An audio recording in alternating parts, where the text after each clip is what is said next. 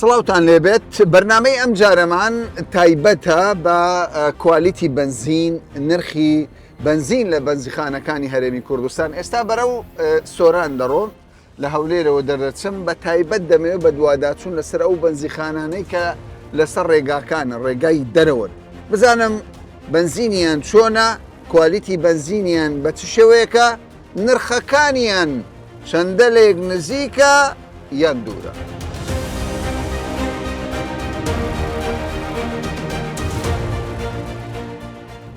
لێرە دوو بەنزیخانە هەیە لە بەرامبەر یەکیان سەرەکەی یەکیان نرخی 650ە، ئەوەشیان دەڵێ نۆرماڵم نییە بە 1300.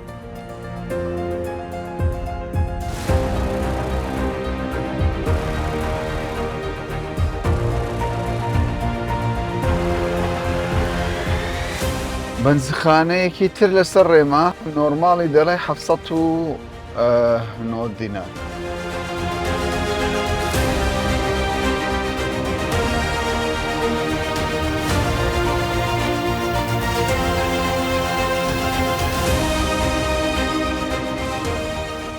دوو لترە بەنزینەکەم بدەگە حەزیەت نەبی.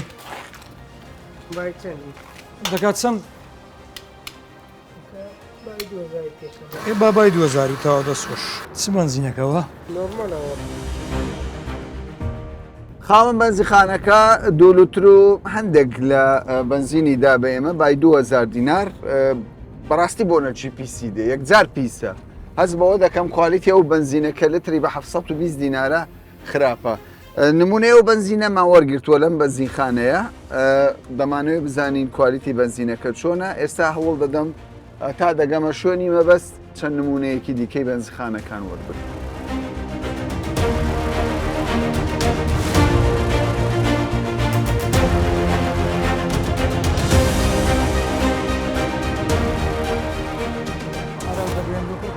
چەندێکە حەزت نەبی؟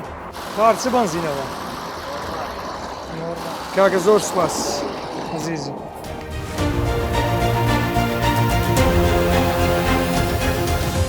ئەمە نمونەیەکی دیکەی بەنزینە لە بەنزیخانەیەکی تر لەسەر ڕێگای هەولێر سۆران وەرمان گرت کە لتری ئەو بەنزینە لترێک بە 690 دینارە. لە ڕەنگ بەنزینێکی باش دیارە، هەرچەندە لە ئاو نزیکە، بەڵام بەڕەنگ بەنزینێکی خاوێن دیارە. ئیشاڵڵا وێت دەکەین بەنزینێکی باش بێ. ئێمە چیمان دەوێت؟ دەمانەوێت بەنزینێکی باش بێ. بۆنەکەشی لەگەڵ ئەوەی دیکە جیاوازە، هەرچەندە ئەوەی یەکەم نرخی گرانتر بوو، بەڵام ئەوە نرخی ئەرزانترە بۆنیشی کەمترە. ئێستا دەچین لە شوێنێکی فەرمی حکوومەت پشکنینیان بۆ دەکەین بزانی کوالیتی ئەو بەنزینانە بە چ شێوەیە.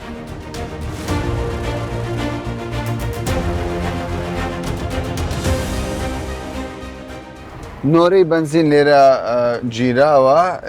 لتری بەنزینێک 1 لتر بە 750 دینارە. ئەوە بەنزینی حکومیە، دیارە خەڵک زیاتر متمانەی بۆ بەنزینە هەیە. هەر شوێنێک کە بەنزینی حکومی بی زیاتر خەڵک دەچێت لەو شوێنە بەنزین تێدەکە. بینیتان پێشتر بە 690 شەبوو، بەڵام بەنزیخانەکان ئەوەندەی ئێمە بینیمان بەنزیخانەکان چۆڵ بوو، بەڵام ئەوەی حکومی قەرەباڵغی زیاتری تێدایە.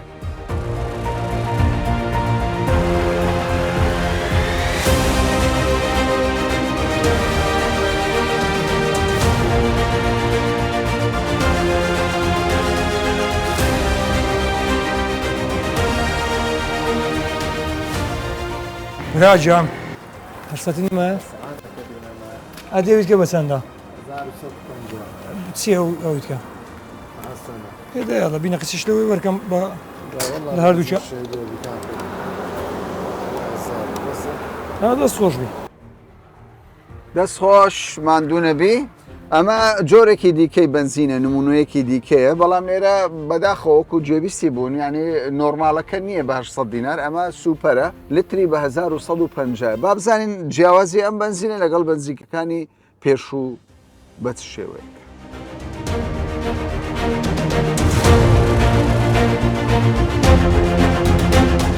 هاتوومەتەیەکێک لە تاقیگەکانی سەر بە وەزارەتی سامانە سروشتیەکانی حکوومەتی هەرێمی کوردستان هەر سێ نمونەی بنزینی بەنزیخانەکانی سەر ڕێگای هەولێر سۆرانم لە بەردەستە دەمەوێت بزانم ئەو بنزینانە کە بینیتان لە ڕێگا کڕیمان نمونەیە و بنزینانە چیە و کوالیتیان بە چ شێوەیەکە.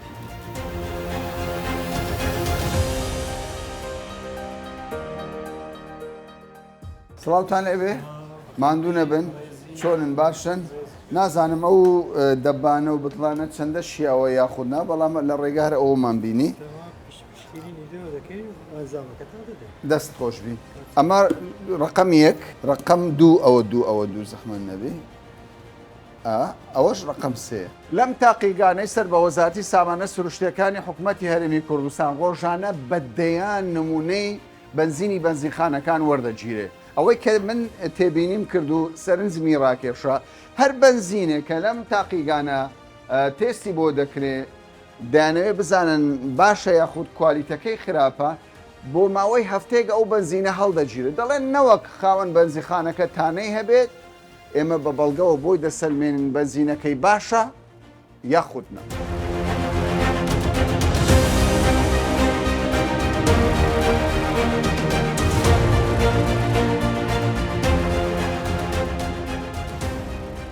ڕەواجی بنزیخانەکان لە نێو هەرێمی کوردستان یەکجار زۆرە خەڵکێک بێ دەوڵەمەند بێ شتێک بکات دەرەوەی وجدانی مرۆڤایەتی دەتوانێت بە ئاسانی دەوڵەمەند بێ بۆی هەندێک جار نرخی بنزیخانەکان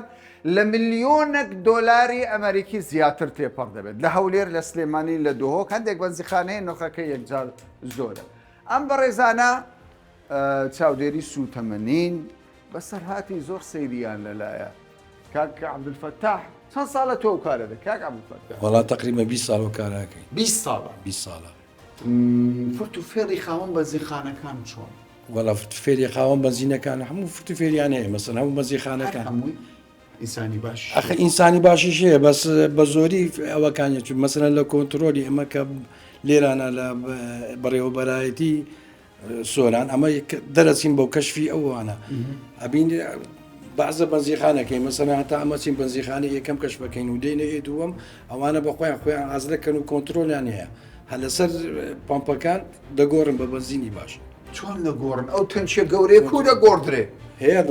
فەتا کو تەنچێک لەوێ دەستە ئەو شوێنێ بە کۆنتترۆل ئەویان دروستیان کردی هیناتیان هەموو شتێک دەکرێت یعنی سیستەمی مزەخەکە سیستەمی مزەخەکانە گۆڕن بە کۆنتترۆلی بە کۆنتترۆلی گۆڕن هەیە یعنی کە دەڵێنەوە مام فەتاح لەگە برادرانی یەکسەر کۆنتترۆلەکە لێ دەدەن دەیگۆ طبعا لە بچینە ئەو بەنزیخانە تەلەفۆنی لۆی دیکە بکە بریوە جمعاتەوە هاتن لە ڕێیە ئاشکراتان کردووە ئەو کاتێکە بە سیستەم دەیگۆڕن چۆناش کرا دەزانی نەما هەر بەخۆیان دەزانین هەندێک بەنزیخانەیە هەتامە دەگەینەکەنەوەی قەپاتێکە یەکسەر قەپات یەکسەر قەپاتێکە رێنیمانە سەرپێچی کاران زۆرن یان کەم سەرپێچی کارە وەڵاهی زۆرە زۆرە بەس ئێستاکە کە ئەمە بەرگری شارەزایی سۆران لە مەنتیقەی سۆران بەڕاستی کەم بووە لێنەوە مستەمر ئەمە هاتوچیانەکەین و ئەوڕۆ چەند نمونەتان وەرگرتووە وەڵا ئەوڕۆ تقریبەن ئەمە ڕۆژە 5 وەرەگرین 6 وەرەگرین هەمویان بێکجاری ناتوانین لۆ لەبەر ئەوەی هەموو تەلەفۆن دەکەن تەلەفۆنەکەن ئەڵێ هەرمان فەتاحت کورە ئاگادار بە. هات لوزنات نارێ ماوەت لوزنات یعنی ناتان ناسن نانە ئەمن نەناس خاستە من نەناسم بەس ئەرێن لوزنات بەس دەمەگەدات ناسن دڵنییا بە ئەوەی کە زۆر سیر بێت بەڕێزانم سیرکەن هەندێک لە خاوەن بەنزیخانەکان بەس بۆ ئەوەی بنزینی خراپ بە گیانی هاوڵاتی ساخ بکەنەوە هەوڵ دەدەن پەیوەندی لەگەڵ ئەم کارمەندانەی وەزارەتی سامانە سروشتیەکان دروست بکەن ئەم بەڕێزە بەر لەوەی دیدارەکە بکەم دەڵێ کاکە خاوەن بەنزیخانە هەبووە گوتیتی کورە بەس نوکەیەکم لۆ بکە پێشەوەی جەماعەتی ئێوە بێ ملیۆنێک دینار زیاترتان دەدەن بەچتی بەڵێ بەنزیخانە هەبووە صاحب بەنزیخانە هەبووە لێرە بەس گوتی پێشەوە لیژنەکە دەربچێ تەنها نوکەیەکم بۆ بکە ملیۆنێک بەرەوسەرت پێدەدام کە لە کاتێک بەڵێ موسەیمەش ناگات بە ملیۆنێک بەڵام ئێمە بە ئەخلاقەوە لە بەرەبراتنەوە و کانزاکان لە بەرژەوەندی هاوڵاتیان شەو ڕۆژ کار دەکەن چەند بەنزیخانە بەسەر دەکەنەوە 5 بەنزیخانە ئێمە حەسەب سکالای هاوڵاتیان مەسەن ژمارێکماندانەوە 140 ژمارە بەرەبراتنەوە و کانزاکانی سۆرانە 141 بەڵێ هەموو کاتێکیش بەردەستە و جوابیش دەدرێتەوە هەر هاوڵاتیەک لە شوێنێک سەرپێچیەکی یاخۆ شتێکی ناسای لە بواری سوتەمەنیت لە غاز لە نەوت لە بنزین تەلەفۆنکە پەیوەندیمان پێ بکەوت ئێوەش دواتر دەچێت بێگومانە ئێمە سەردانی ئەو وێستگەی دەکەین و فەحسەکانی بەبێ نوکنانی بەبێ نوکە بنزینەکان دەینین و کۆد دەخینە سەر بەلێ لێرە کۆری دەخینە سەر ناویستێکی گەی لای ئێمە پارێزراوە هەتا مەسەن بۆ زیاتر مەسەرەن فەرتوفێلتێنەکری ئێمە کۆدی داڵین مەسەن بۆ نمای وێستگەی ژمارێک ئێمە ئەزانین کام وێستگەیە باش ئەو کۆدانە دادەن ئەو کۆدانەدا ئەدەین بۆ ئەوەی هەم شەفافێت بیت و مەجای ئەولاوی راشی تێنە کاکفتەحش قەدیمە لەگەڵ جەنابیش تۆش ئەتەمەنێکتان هەیە ئەو سزانە کە دەدرێی بەنزیخانەی وا دەکات مامفەتا هیچی دیکە سەرپێچی ناکاتەوە یان پارەکان کەمە ئەوەندە تەسیل لەوان ناکە ملیۆنێک لۆیەک نوکەی ینی قازانجی گەلێک قازانجی لێرە مەسەنە ئەو وەکەی ئەمە غەرامەیانەکەین ینی ممکنە هەجێشیان لێنێ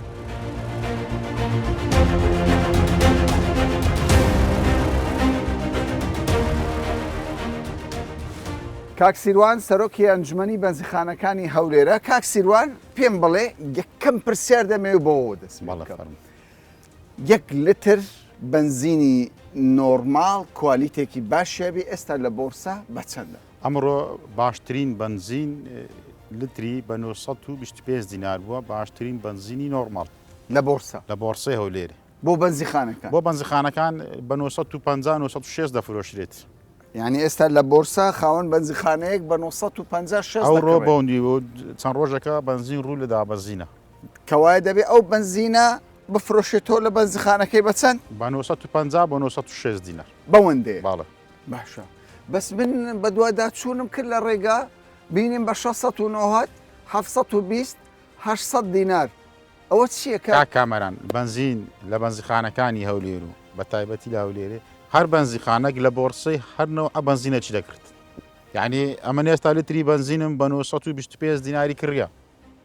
چۆن بفرۆشم بە 700 دیناری ئەوانە بنزینی ئەسلینە بنزینی نۆرمال بەبێ ئەوەی دەستکاری کرابن حەقە هاوڵاتی هوشیاربی لەوەی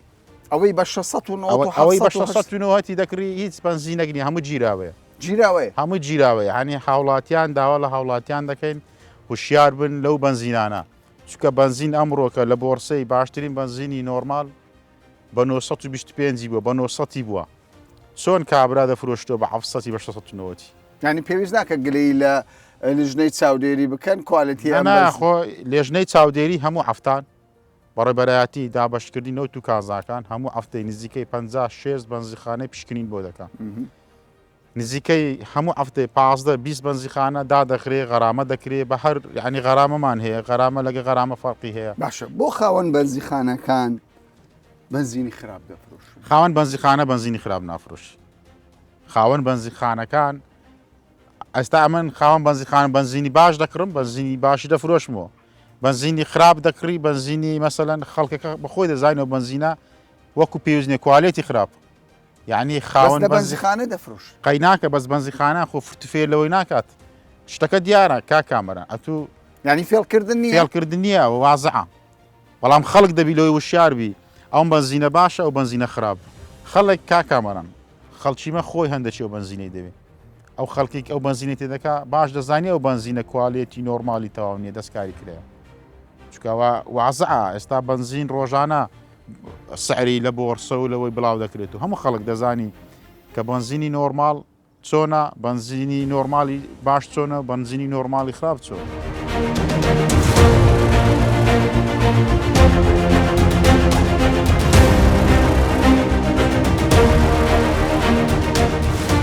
لێرە سیستەمێک بەڕێوە دەچێت دەیانەوێت سیستەمێک پەیڕەو بکەن بۆ تەکسی و پاسەکانە یعنی تەکسی و پاسەکان خۆتان دەزانن لە کوردستان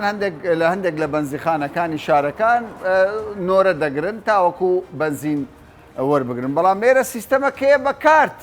سیستەمەکەیە بە کارت ئەم کارتەی ئێستا دەبینن لەمە و دووە هەوڵ دەدرێ وەک نمونە لە ئیدارەی سربەخۆی سۆران جێبەجێ بکرێت کارتێکی لەم شێوەیە شۆفێرێکی تەکسی شۆفێرێکی پاس کارتێکی لەم شێوەی پێدەدرێت دەچێتە ئەو بنزیخانەی کە تەرخان کراوە لەوەی بنزینی پێ بدرێت ماندوونە بن سڵاوتان لێبێت باشن خەریکی چنەوە دانانی سیستەمەکی کارتی لە بۆ ئەو بنزیخانێ بەنیازی سیستەمەکی دابنێن کە لە بۆ تایبەت بی لە بۆ تەکسی و لە بۆ پاسەکان ببیتن کاتێکی لەم شێوەیان پێ دەدرێ کارتەشی لەو شێوەی پێ دەدرێ و لترەکە لەسەر خەزم دەکرێ و دەتوانێت مەسەلەن کاتەکەی دابدرێ و بنزینەکە لەسەر خەزم بکرێتن و دەشتوانی مەسەن بەیانی ئەگە دوو بەیانی بنزیخانەی تکەش بکرێتەوە ئەو سیستەمەی تێدایە مەسەن دەکرێ لەگە بنزیخانە چیت کەش ڕەبت بێ یانیەوە دەتوانی ئەو کارتە لە بنزیخانەی تکە بەکاربینی بنزینەکە ئەو کۆمەڵێک ڕێنمایی هەیە لێرە کاک حەمید نوێنەری بەڕێوەبەراتی نەوت و کانزاکانی ئیدارەی سەربەخۆی سۆرانە ئەو یەکەم پرۆژێ لە کوردستان جێبەجێ بێت یەکەم پرۆژەیە لە ئیدارەی سەربەخۆی سۆران جێبەجێ دەکەین تایبەت لەی شوێنێک کراوە لە کوردستان نەکراوە لەی بەڵام یەکەم شوێن کە دەست پێ دەکەین لە کوردستان سۆران ئیدارەی سەربەخۆی سۆران باشە ئەمە دەدرێتە چێوچێ ئەمە دەدرێتە پاس و تەکسیەکان پاس و تەکسەکانی ئیدارەی سەربەخۆی سۆران لتری وەردەگرێت ئەوە دیاریمان نەکردە بە جێرەی ئەو تەکسی و پاسانەی کە چەندیان پێویستە دوێیان دیاری دەکەین ئەوەش لەبەر ئەوەیە کار ئاسانێک لە ئەو پاس و تەکسیانەی کە ناتوانن سڕە بگرن لە سڕە ڕابوەسن تێکەڵ دەبن لەگەر سیارەکان و ئێستا حالی حاضر لەگە سیارەکانی تر بەڵێ ئێستا تێکەڵن لەگە سیارەکانی دی دەتانەوێت سیستەمەکی تایبەت بۆ ئەوان سیستەمەکی تایبەت بۆ تەکسی و پاسەکان دیاری بکەین و کار ئاسانیەکەی نۆرەش نەمینی ئەو قەڵەباڵغێش لەسەر شەقامەکان نەمین 24 کاتژمێر بنزیخانەکە کرایتەوە ئەو کارتە لە خاوەن تەکسیەکەی لۆی داخل دەکەین گریمان حسەی هەفتەی 100 لیتری هەیە گریمان ئەو 100 لیترە لۆی هەیە 100 لیتری خۆی تێ بکات بێ ئەوەی کەم و زیاد تێ بکات ئەی نرخەکەی بە ساری حکومەت خاوەن بنزیخانە بەڵێ برا بەخێر بێ تۆ یەکەم جار ینی بۆ یەکەم جارە سیستەمێک دادەنێ بەکاردیش بەێ بەکاریشتە بۆچی ئەوە ڕازی بووی بۆ سیستەم وڵی دەمە شتەکە بە عەدالەت شتەکان بکرێ یعنی نەعەدالەت هەیە لە تەوزیعکردنی بنزین ئەو شتانە ئەوە دەبیتە عەدالەت کەس حەقی کەس ناخوات و ئیزدعامیش ناوی لەسەر شوێستە و مشکلە و زانی زۆر کەسەیە بێدە بەدەبە بنزین تێدەکا مەسەن ئەوە نامێنی نەخێر نامێنی دەبێت سیستەمەکی ئەلکترۆنی بە سیستەما کەس ناتوانێت حەق کەس بخوا پێشتر کێشتان بۆ دروست دەبووان کابرا دادێک و کاکە لۆ دەدەیەوەی لۆ نادێ من تا ئێستا بنزین وەرنەگرتیە لەبەرچ لەبە مشکیلە بنزینی حکومی وەرنەگرتیە مشکلی چی مشکلەیە کابرا دێ مەسەن ئەوە دەکا دێ سڕە بڕی دەکا یان بەگدادەنێ یان ئیزدعام دروست دەکا مشکلت لە بۆ دروست دەکا یعنی هەموو شتێک پارە نییە لە بۆ پارە ئینسان هەموو شتێک بکە بەس بەو شێوازەی بەو سیستەمەی مشکلت نامینی باشە ئەگەر سەر ئێشیر نەمینێ لە ڕێ ئەو کارتەوە ئەدەیە چەند قازانز مشکلە قازانز نییە شتەکە سیستەمە ئەم بیزنارەکەم خێرا بیزنارەکە لە بۆ من لتری بیزنارەکە لە بۆ من بەسا مادام مرتاحم مشکلەم نییە خەڵکەکە ئیسپادە لێ دەکا پارەکە مشکلە نییە باشە ئێستا زۆر کەس لەسەر بڕەکە قسە دەکا ئی پاس وەکو تەکسیە سەنی عزمەکەی گەورەتر بیسیارەکە بنزینەکە زیاترە کاتەکەش بۆ یەک مانگ ئیش دەکا یەک مانگ کۆدەکەشی مەسەرەن حکومەت شەحنی دەکاتەوە ئەوەی دەتوانانی بەس لەوە یەک مانگ بەش یەک مانگ دەکات تۆ پشتگیرم بەرێ پێت باشە پێم باشە سەرکەوتوش دەبی سکو عەدالەتە دەبیتە عەدالەت هەر شتێک عەدالەت نەبی واستەکاری وەخ ناخوا سیستەمە یعنی ئەم بە تەکسیەوە بێ نادێ ناتوانێت نامدێ لە کۆنتترۆل نییە لە سیستەمەکە نییە ناوەکەت کە نەبوو شتەکە سەرکەوت و نابی بەس بە سیستەمی بۆ کارتە نەزاحەتدینی سەرکەوتوش دەبی ئینشاءالله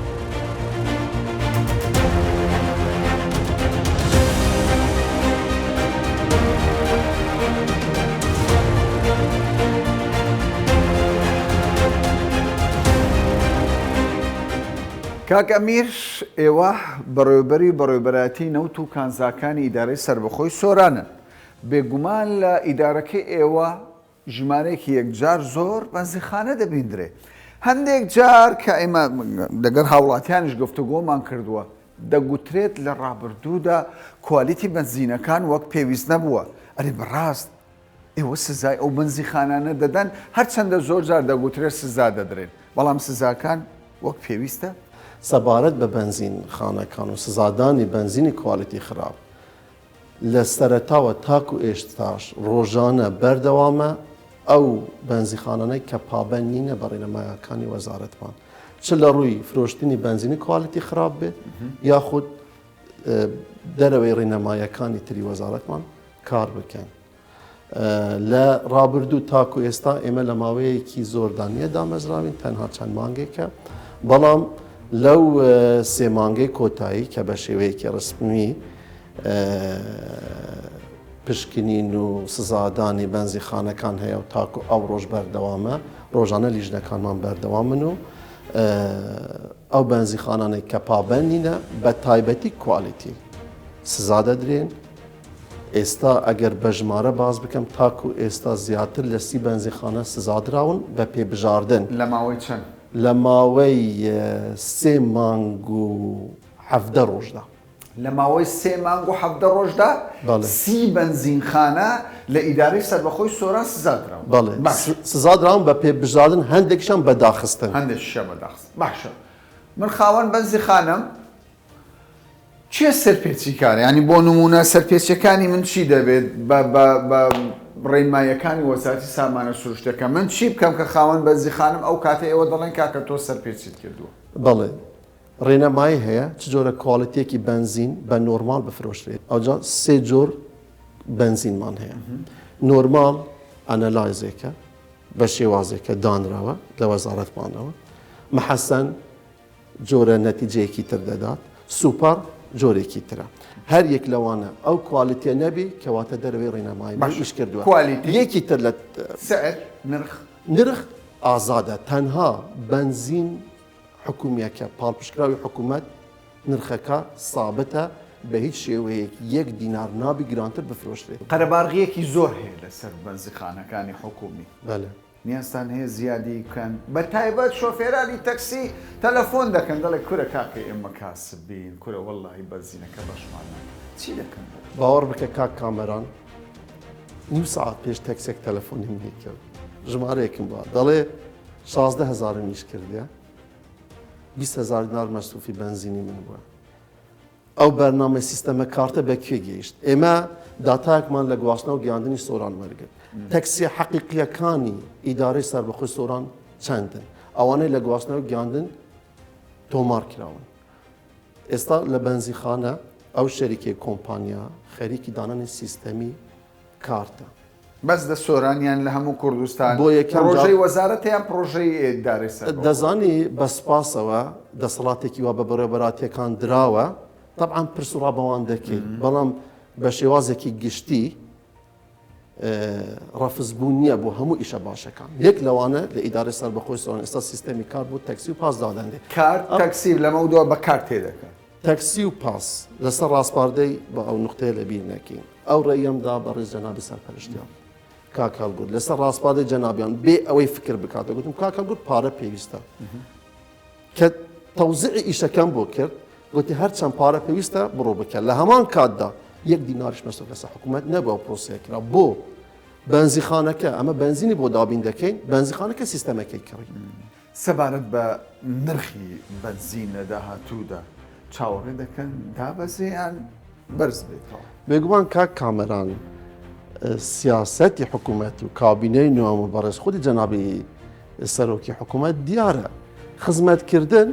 لە هەمان کاتدا لە پێناو چی دابەزاندنی نرخ خزمەتکردنی هاوڵاتیان گەیاندنیش جوانترین شێوازی ئەو سوتەمەنیە بۆ ئاو هاوڵاتیانە. من نمونەیەکت بۆ بینمەوە پارساڵ نەفت لەو پەڕیگرانیدا بوو لە مانگی دە لە 20 یەکەم ڕۆژی دابەشکردنی نەفتی سپی بەسەر ماڵان نرخی نەفت نزیکی بوو لە 300,000 دینار تقریبا. بۆ بڕیارێکی جەنابی سەرۆک وەزیران کاک مەسرور کە بە 7 ملیار دینار پشتیوانی دابەزاندنی نرخی کرد ئەلحەمدولیلا نرخ دابەزیەوە بۆ نزیکەی 200,000 کە کاریگەریەکی زۆری لەسەر بازار هەبوو. بۆ بەنزینش بە هەمان شێوە ئێمە حکوومەت سەرۆک وەزیران بودجەیەکی تایبەتی بۆ دابەزاندنی نرخ هەبوو. ئەو نرخەی پێشتر کە هەبوو خۆ بەو نرخە نەداهات کە بە 750 دینار و بە 690 دینار دابەش دەکرا. پارەی پاڵپشکرا لە خودی ئەنجومەنی وەزیران و سەرۆک وەزیران بۆ پرۆسەیە دانرا بوو. ئێستاش بێگومان بەوە هەوڵانەیە کە هەیە ئومێدێکی زۆر هەیە کە نرخ بەرەو دابەزین بی نەبەرەو گرانبوون ئینشاءالله. بەڵام بەرەو فەسلی زستان دەچین و خواست لەسەر نەفتی سپی زیاد دەبیت ئینشاءالله بەو بەرنامەیە کە ماوەی 1 مانگە وەزارەت ئامادەکاری دابەشکردنی نەفتی سپی دەکات بەرز نەبیتەوە لە دابەزین دابێت لە خزمەتی هاوڵاتیانش.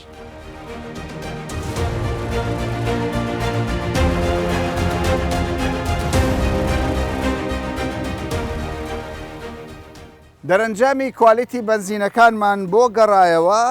ئەو بنزینەی کە دەگوترا محەسەن بە 1150 لترێک بە 1150 دینار بوو دەرکەوت کە بنزینە و کێشەی نییە بەڵام ئەوەی کە بە 720 دینار و بە 690 دینار لترێک بنزین بوو ئەوە هەردووکیان دەرنەچون کە بنزین تەنیا گیراون چیمان بۆ دەردەکەوێت ئەوەمان بۆ دەردەکەوێت شۆفێران بەڕێزان لەم بەدوادا چوونە بۆمان دەردەکەوێت هەر بنزینێک لە بەنزیخانەکانی کوردستان لە 950 دینار لەو ڕۆژەی کە ئێستا من قسەی تێدا دەکەم کەمتر بێت بنزین نییە دەرمانی دیکەی تێدا کراوە و گیراوەیە بۆیە بۆ سەلامەتی خۆتان و بۆ سەلامەتی ئۆتۆمبیلەکەتان تکایە چوونە هەر بەنزیخانەیەک هەر کاتێک لترێک بنزین لە 950 دینار کەمتر بوو دەستی لێ بشۆنەوە و زیان بە خۆتان مەگەینە تا باسێکی دیکە و بابەتێکی دیکە بەخواتان دەست پێ بن.